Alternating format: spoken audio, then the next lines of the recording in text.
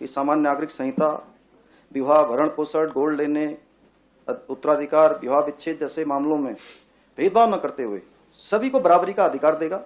लंबे सियासी घमासान के बाद आखिरकार उत्तराखंड की भाजपा सरकार ने राज्य की विधानसभा में समान नागरिक संहिता यूसीसी विधेयक पेश किया है। इसी के साथ ही उत्तराखंड यूसीसी लाने वाला देश का पहला राज्य बन गया। इस विधेयक के कानून बनने के साथ ही उत्तराखंड में रहने वाले सभी धर्मों के लोगों पर विवाह से लेकर तलाक तक एक ही कानून लागू होगा। यूसीसी उच्च के तमाम पहलुओं पर चर्चा जारी है, पर आज हम इस वीडियो में समझेंगे कि उत्तराखंड में इस कानून की पृष्ठभूमि क्या है और क्यों बीजेपी ने यूनिफॉर्म सिविल कोड के लिए उत्तराखंड को ही चुना। और यह सवाल तेजी से उठ भी रहा है कि भाजपा के पास 17 ऐसे राज्य हैं जहां पर उसकी सरकार है। ऐसे में किसी भी राज्य को चुन सकती थी, पर इसके लिए उत्तराखंड का ही चुनाव करना क्यों उचित समझा गया। बीजेपी ने साल 2022 में उत्तराखंड का विधानसभा चुनाव जीतने के बाद ही इस दिशा में प्रयास शुरू कर दिया था। बीजेपी उत्तराखंड में ये यूसीसी लाकर एक प्रयोग करना चाहती है और देखना चाहती है कि इस पर जनता का क्या रिस्पॉन्स रहता है। जब इस कानून की चर्चा शुरू हुई थी तो आदिवासी समाज में काफी रोष देखा गया था, इसलिए बीजेपी इस समुदाय को कानून के दायरे से बाहर रखकर देखना चाहती है, क्योंकि आदिवासी वर्ग बीजेपी का एक महत्वपूर्ण वोटर है। वह इसकी टाइमिंग लोकसभा चुनाव के ठीक पहले ही होना यह भी संकेत देता है कि बीजेपी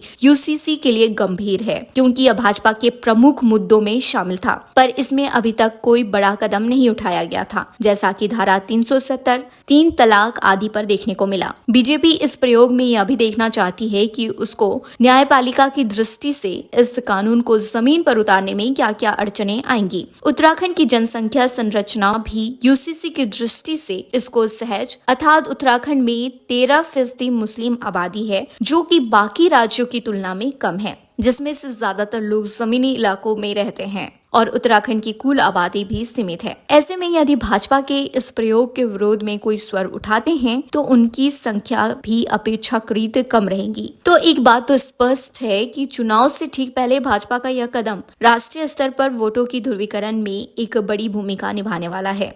कि सामान्य नागरिक संहिता विवाह, भरण पोषण, गोल्ड लेने, उत्तराधिकार, विवाह विच्छेद जैसे मामलों में भेदभाव न करते हुए सभी को बराबरी का अधिकार देगा।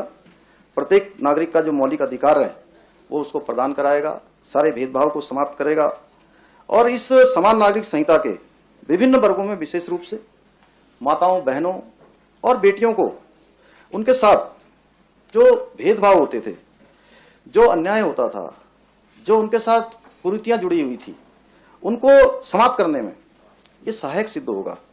We are very happy what has happened and ये जो पास हुआ है रूल, जिसकी वजह से सारे महिलाओं के लिए बहुत ही अच्छा है, बहुत ही nice good news for them कि सबका बेनिफिट होगा इसमें।